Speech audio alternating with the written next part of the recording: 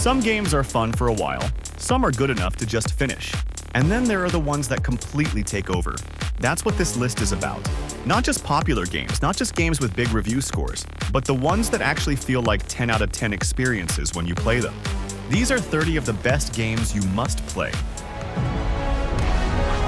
Being a Jedi in Star Wars Jedi Fallen Order sounds great right up until you realize most of the galaxy wants you dead.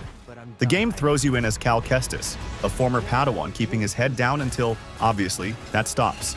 Early on, it's a lot of scrambling, climbing, and trying not to get folded by things much bigger than you. Then the lightsaber combat starts to come together. Parrying feels sharper, force powers open up, and suddenly you're not just surviving fights, you're taking control of them. One of the best parts is how often the setting switches on you. Ancient ruins give way to wreckage, creatures, or stormtrooper-controlled territory before things can go stale. It just nails that Jedi fantasy without making you overpowered from the start. That's who we are. Shipwrecked and hunted, Tomb Raider throws Lara into a fight to survive from the very beginning. You're climbing unstable cliffs, squeezing through tight spaces, and pushing through areas that constantly feel like they could collapse at any moment. Combat starts off rough, then gradually opens up as you gain access to bows, guns, and tools that change how you handle encounters. The island is tightly connected, making it easy to move between areas without losing track of where you are. Everything flows into the next moment, rarely giving you time to fully relax. It's a reboot that focuses on Lara's early struggles while keeping the experience focused and intense the whole way through. 3 games, 1 continuous storyline. Mass Effect follows a crew traveling across the galaxy, dealing with threats that grow bigger with each chapter. It starts small, but quickly expands into something much larger in scale. What makes it work is the people around you. Your squad isn't just there for missions. They have their own personalities, conversations, and moments that unfold as you spend time with them. You move between planets, take on assignments, and get pulled into situations that connect over time. The world feels consistent across all 3 games, with familiar faces and locations returning in new ways. By the end of the game, the story reflects your decisions in a way that feels personal to your playthrough. Next up, we got Sekiro Shadows Die Twice. This game does not care how good you think you are at action games. First few hours are basically the game smacking your hands away and telling you to stop playing like it's Dark Souls. Dodging too much gets you killed. Hesitating gets you killed. Panic gets you killed even faster. Then, little by little, it starts making sense. You stop backing off, start meeting attacks head-on, and suddenly those sword fights turn into full-on clashes instead of desperate scrambling. That's when Sekiro becomes incredible. And of course, the bosses are a huge part of it. Genichiro, Guardian Ape, Ishin, these are the kind of fights people remember because the game forces you to actually learn them. And once it gets under your skin, there's nothing else quite like it. Bayek's journey in Assassin's Creed Origins takes you across a version of Egypt that feels grounded, from open deserts to dense cities along the Nile. His story starts on a personal note, but gradually pulls you into something much larger as you move between regions. Traveling between locations isn't just filler. You come across side stories, smaller conflicts, and moments that give each area its own identity. You're free to handle things your own way, whether that means taking your time or pushing forward. Combat is more direct than earlier entries with a focus on timing, positioning, and equipment. It's a game that rewards slowing down, taking detours, and seeing what's waiting just outside your main objective. He grabbed you for a reason. Resident Evil Requiem became the fastest-selling game in the series for a reason. The game wastes no time making you feel uncomfortable. You're checking corners, listening for sounds you really didn't want to hear, and walking into rooms that already feel like a mistake before anything even happens. That's where a lot of the tension comes from. Not just the monsters, but the hesitation. The part where you stop for a second, wonder if you've got enough ammo, then go in anyway because there's no other choice. Grace brings more of that panic-heavy survival horror energy, while Leon adds a sharper edge once things start getting uglier. It's grim, nasty, and very good at making simple actions feel way more stressful than they should. You okay? You are a samurai. Next up, we got Ghost of Tsushima. You're moving across an island during a Mongol invasion, shifting between quiet stretches of travel and sudden, precise combat. Fights are built around timing. Duels slow everything down, forcing you to read your opponent, while larger encounters push you to manage multiple enemies without losing control. Exploration relies more on the world itself than on constant markers, guiding you through movement and visual cues instead of menus. Side stories are spread across the island, giving more context to the people caught in the conflict. It's a game that feels deliberate in how it handles both combat and movement, making each encounter and journey across the island feel intentional. The 2023 remake of Dead Space takes the original and rebuilds it with far more detail, making the Ishimura feel even more unsettling than before.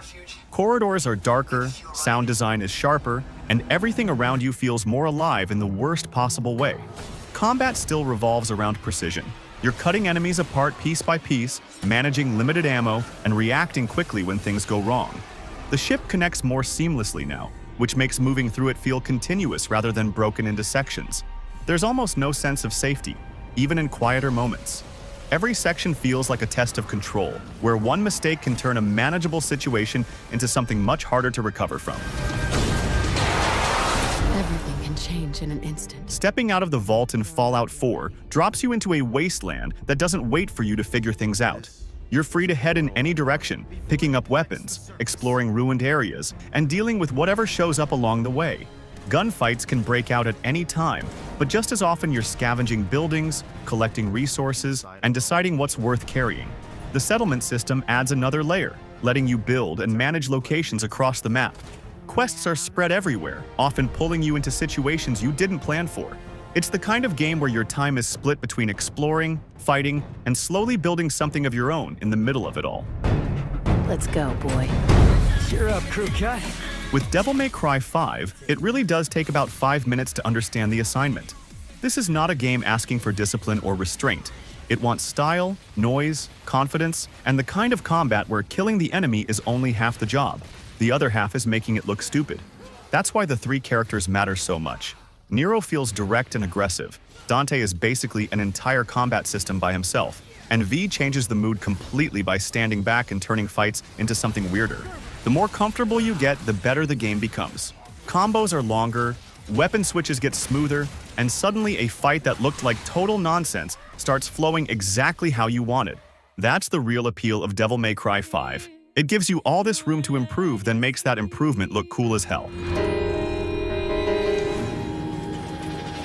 Next game is Dishonored.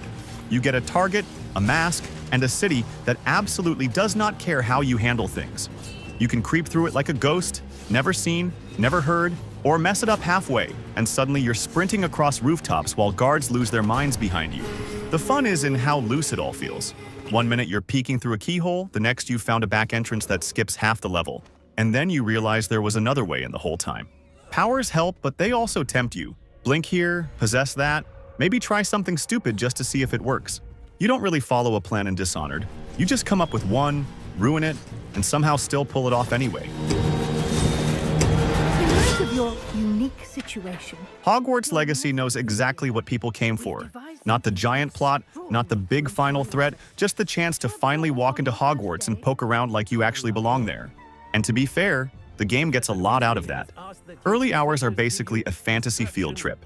You're learning spells, sneaking into places you probably shouldn't be, opening doors that lead to even more doors, and getting distracted by the castle every 5 minutes. That's the part that really sells it. Hogwarts isn't just a setting, it's the whole event. Staircases shifting, portraits talking, little secrets tucked into corners, and ghosts acting like they pay rent there. Once you leave the castle, it still stays fun. But Hogwarts is the thing people came for, and the game absolutely understands that. Legacy in your hands. I like working solo anyway. Afghanistan in Metal Gear Solid 5 is all dust, silence, and outposts sitting in the distance like they're daring you to try something. And usually, you do. You crawl up a hill, mark half the base, start thinking through angles, patrol routes, exits, then spend the next few minutes trying to make that plan hold together. That's where the game lives. Not in cutscenes, not in spectacle, but in those missions where you slowly pick a place apart. One guard goes down, then a light, then a vehicle, and suddenly the whole base feels different because of what you decided to do. It lets you approach a mission however you want, then reacts when that approach starts to fall apart. That's where a lot of the fun comes from. Your lives will be forever Hong changed. Kong does a lot for sleeping dogs. The neon streets, night markets, apartment blocks, and back alleys give the whole game its own identity before you even throw a punch. You play as Wei Shen, an undercover cop stuck between doing his job and getting pulled deeper into the triad world he's supposed to be taking down. That split gives the whole thing more edge than you expect. One mission has you singing karaoke or helping out at a wedding, the next you're cracking skulls in a back alley or trying not to blow your cover. And the hand-to-hand combat really is the hook. Counters, grabs, environmental attacks. Half the fun is spotting something nearby and immediately thinking, yeah, that guy's going into it. It's stylish, mean, and way more memorable than people give it credit for. Next up, we got Alan Wake 2. This game is uncomfortable in a way a lot of horror games wish they were.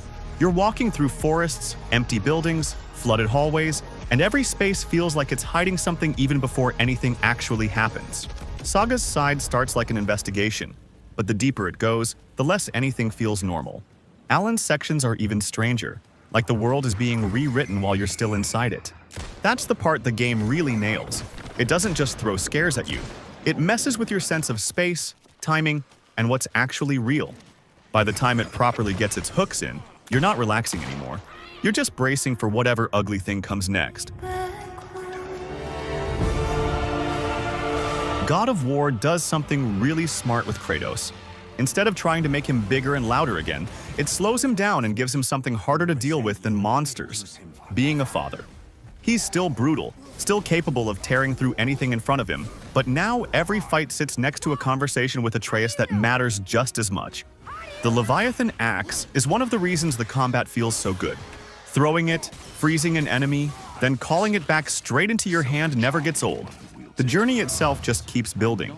Bigger fights, stranger places, more gods, more tension. But it always comes back to those two trying to understand each other. Can you kill something that big? Hitman World of Assassination brings together all three modern Hitman games, which means you're not just getting one great sandbox, you're getting a full set of them. Paris, Miami, Dartmoor, Berlin, every location feels like its own little machine, full of routines, disguises, shortcuts, and opportunities waiting for you to notice them. You walk in looking harmless, start reading the room, and slowly realize how much you can actually get away with. You can set things up carefully, improvise when the plan breaks, or pull off something so dumb it somehow still works. And because there are so many missions across the trilogy, it never really runs out of ways to surprise you. You a witcher? Now for The Witcher 3. You start in White Orchard and it almost feels calm. Muddy roads, little farms, guards talking nonsense, villagers with problems, and Geralt just out there doing contract work like it's a normal way to live. A missing person here, a haunted well there, somebody crying about a monster in the woods, standard Witcher business. Then the game keeps stretching outward without ever losing that feeling. The stakes get bigger, the places get harsher, and suddenly every stop has its own disaster waiting for you. That's why it stays with people. It doesn't just give you quests, it gives you a world full of problems and makes you want to walk straight into all of them. It's just the beginning. Returnal starts mean and stays mean. You crash, wake up, grab a gun, push a little further than last time, and then some glowing alien horror turns you into dust and sends you right back to the start. Your first reaction is usually, all right, this is bullshit. Then 2 runs later, you're fully locked in and telling yourself one more try. That's the trap. Once it settles into your hands, you stop fighting the game and start chasing cleaner runs. Dash through a wall of bullets, clear a room by the skin of your teeth, pick up something that actually helps for once, keep going. The planet itself is just wrong. Rain, static, broken ruins, and things moving in the distance that absolutely should not be moving. It can be unforgiving as hell, but when a run comes together, it's worth it. I think we're gonna literally make out like men. Los Santos is there for you to use however you want in Grand Theft Auto 5. You can jump straight into missions, switch between characters, or just head in a direction and see what happens. Playing as Michael, Franklin, and Trevor gives you 3 different perspectives, each tied to their own part of the story and the city. Heists are where everything comes together, turning preparation into larger jobs that play out in stages. Outside of that, there's plenty to do without following anything specific, whether it's driving across the map, flying, or getting into trouble for no reason. Most of the experience comes from those moments where you stop following the main story and just start doing your own stuff. Next up, we got Lies of P. The first thing this game gets right is the mood.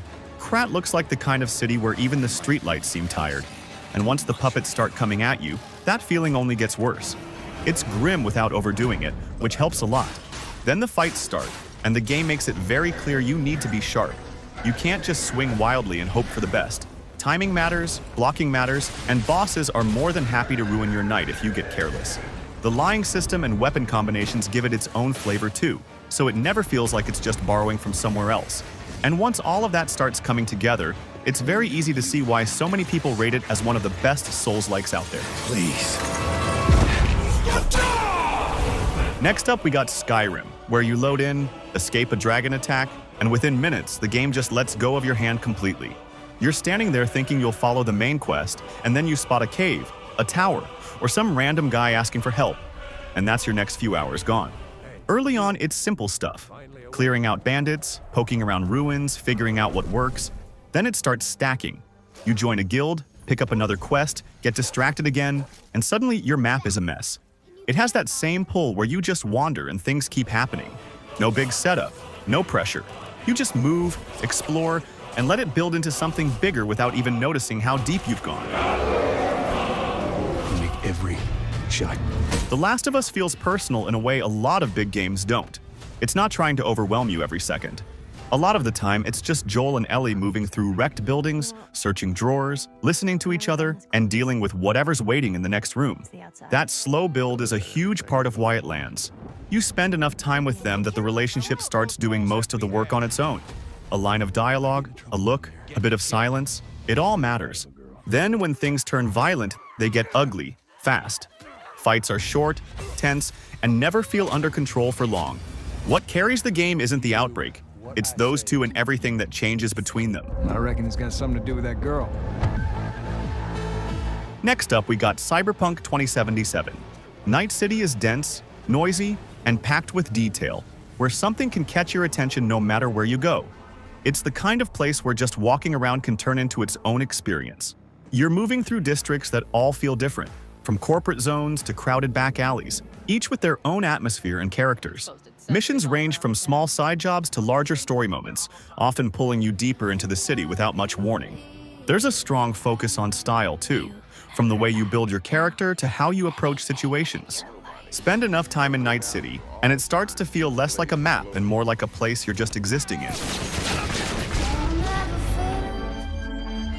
Horizon Zero Dawn has one of those setups that sounds ridiculous until you actually see it in motion. Tribal villages, ancient ruins, snow-covered mountains, and giant machines wandering around like they own the place. Somehow it all fits. Aloy stops the whole thing from feeling distant. As she starts connecting the dots, the world gets more interesting instead of more confusing.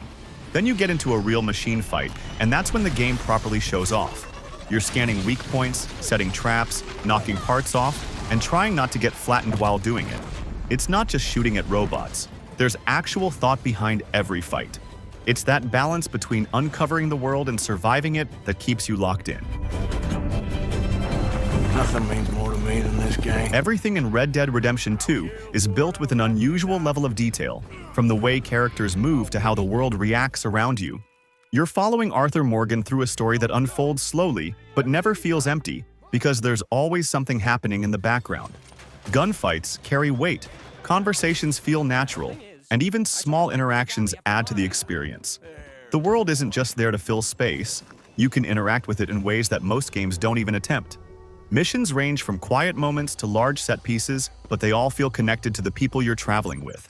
It's not just about what you do, but how everything around you responds to it. Not a lot of games feel this complete from start to finish. Symbols of freedom and hope. Death Stranding builds an entire experience around walking from one place to another. You're crossing rough terrain while carrying cargo that can shift, fall, or get damaged if you're not paying attention. Every route becomes a small decision. Do you take the safer path or risk a shortcut?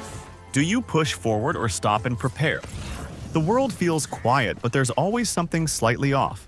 Weather changes, unseen threats, and long stretches of silence create a strange kind of tension. Other players leave behind tools that can completely change how you approach a journey. It's slow by design, turning simple movement into something that requires focus, patience, and careful planning. This is too... When you boot up Spider-Man, the first thing you want to do is ignore the objective and just swing. Not because the story's bad, quite the opposite, but because getting around Manhattan is extremely fun. You build speed, skim past rooftops, and cut through traffic. Half the time, the city itself is the reason you stay locked in. Then the fights kick in and they've got that same energy. Web a guy to a wall, launch another into the air, throw a gadget, dodge at the last second, and somehow survive the whole mess without touching the ground for more than 2 seconds. And underneath all of it, Peter Parker actually feels like Peter Parker, which matters more than you'd think. I must finish what I started. Baldur's Gate 3 is the kind of RPG where one conversation can solve a problem, start a disaster, or end with somebody getting launched off a cliff because you picked the funniest option. That's one of the main reasons why people got so obsessed with it. The game keeps giving you situations that look straightforward for about 3 seconds. Then suddenly, you realize there are 10 different ways this could go. You can talk your way out, sneak past the problem, or make things much worse and deal with the consequences later. The world keeps reacting, which is what makes it so easy to get pulled in. Then hours disappear. One quest becomes 3, 3 becomes 8, and now it's somehow 2 a.m. Stellar Blade looks cool immediately, but it really starts earning your attention once the fights stop being easy. Early on, you can get away with a little button mashing, feel good about yourself, maybe even think you've got it figured out. Then, the game throws something serious at you, and suddenly every bad habit gets exposed. That's when it starts getting fun. Parries need to be clean, dodges need to be late enough to matter, and getting greedy ends with you eating half your health bar for no reason. You start reading enemies more carefully, waiting for openings, and treating every fight with a bit more respect. The ruined world helps too. Desert stretches, broken cities, underground labs, all of it looks like something bad already happened there. It's stylish, sure, but it's the combat that keeps you there. Some of these games are all-time classics. Some are newer, but every single one earns its place. If I missed one you think belongs here, drop it in the comments. Thanks for watching, and if you enjoyed the video, make sure to like, subscribe, and stick around for the next one.